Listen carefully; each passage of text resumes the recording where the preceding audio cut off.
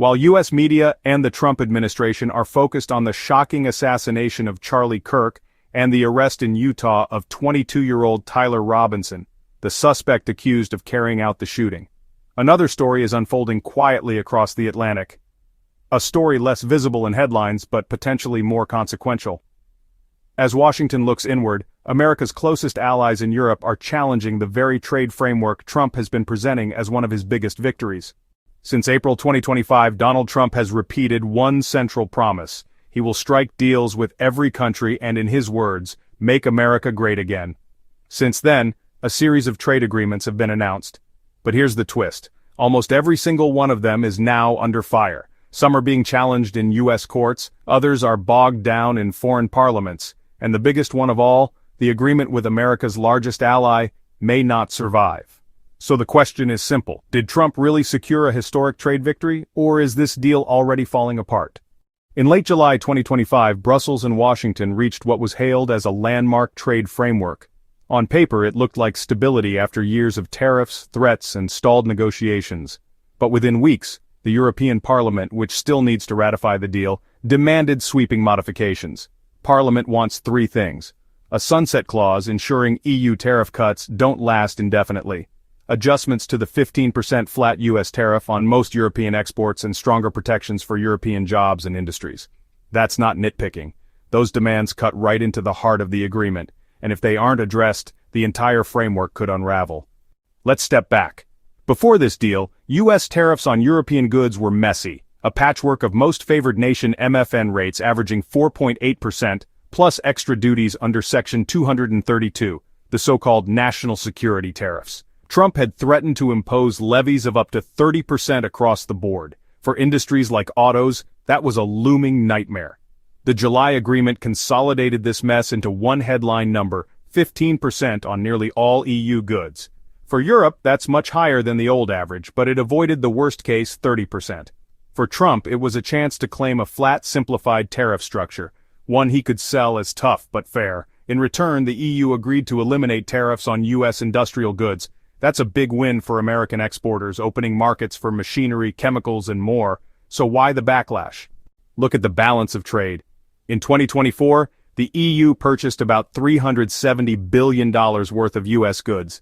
The U.S. meanwhile bought nearly $65 billion in European exports. That makes Europe America's single largest trading partner. But under this deal, the U.S. keeps tariffs in place while the EU wipes many of its own tariffs clean. The asymmetry is striking. A September poll confirms the perception. Across the bloc's 5 biggest member states, 77% of people believe the deal favors the United States. Only 2% say it favors Europe. In France, nearly 9 in 10 respondents think Europe lost out. A majority across the bloc went further. They described the deal as a humiliation. Those are not numbers any politician wants to defend. Now to the most explosive element, Section 232 tariffs. These are the so-called national security tariffs the U.S. uses to protect its steel and aluminum industries. As of March 2025, they stood at 25%. By June, they doubled to 50% for almost all countries except the UK. And on August 18th, another 407 product codes were added to the tariff list. This wasn't just raw steel or aluminum. It included the building blocks of modern manufacturing, construction materials, furniture components, and even inputs used in beverages. That meant European exporters were suddenly hit twice, once by the flat 15% tariff, and again by these steep 50% national security tariffs on hundreds of derivative goods. Critics call this a deal breaker, and they have a point. The very sectors most reliant on U.S. markets, autos, metals, machinery, wine, beer, and spirits, are precisely the ones under the heaviest pressure. Inside the European Parliament, members of Parliament MEPs are furious. They argue that the Commission led by Ursula von der Leyen gave away too much. Yes, the deal avoided Trump's 30% tariff threat. Yes, it guaranteed the flat 15% cap in sectors like pharmaceuticals and semiconductors. But many lawmakers feel this is spin, that Europe conceded its leverage without securing enough guarantees in return. Lead socialist MF Kathleen Van Bray summed it up bluntly: "We are going to improve the deal. That's the leverage we have, and we are going to use it." The message is clear. Unless Parliament sees concrete safeguards, the ratification vote could fail, and that would be catastrophic for transatlantic diplomacy. Ursula von der Leyen defends the agreement vigorously. She calls it the best deal possible with the United States. She highlights 3 wins: avoiding more punitive tariffs, removing EU duties on US goods in exchange for tariff stability, preventing a broader trade war.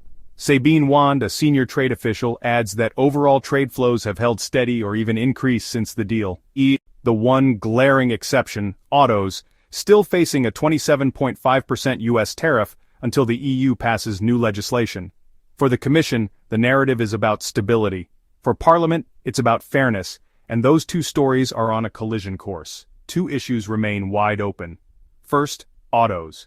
The US has promised to cut its tariff from 27.5% to 15%, but only after the EU legislates reductions on US goods. That means relief is conditional and Parliament doesn't like being strong-armed. Second, Section 232 exemptions. While some sectors like pharmaceuticals and semiconductors are capped at 15%, most metals still face 50% tariffs. Europe is pushing for carve-outs, quotas, or at least a narrower scope for derivative products. Washington has not committed. In short, the deal is not done. It's half-built, and Parliament holds the hammer.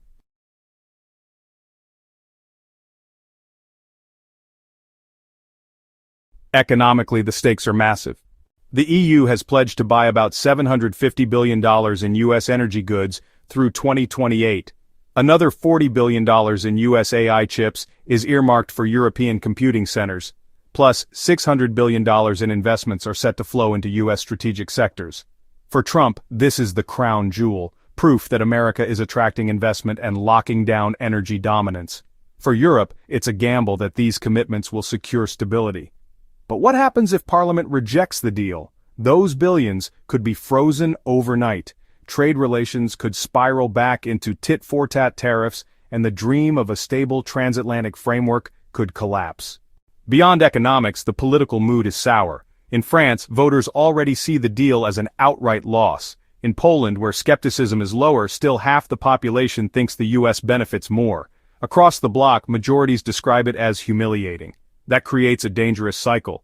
Politicians who defend the deal risk losing public trust, while those who oppose it risk triggering a transatlantic breakdown. It's not just a trade fight, it's a test of whether Europe can negotiate as an equal partner or whether Trump can dictate terms. In Washington, the White House calls the deal a triumph.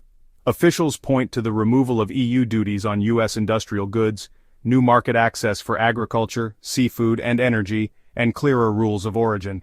Trump frames it as a colossal opportunity for American exporters, but not everyone in the U.S. is cheering.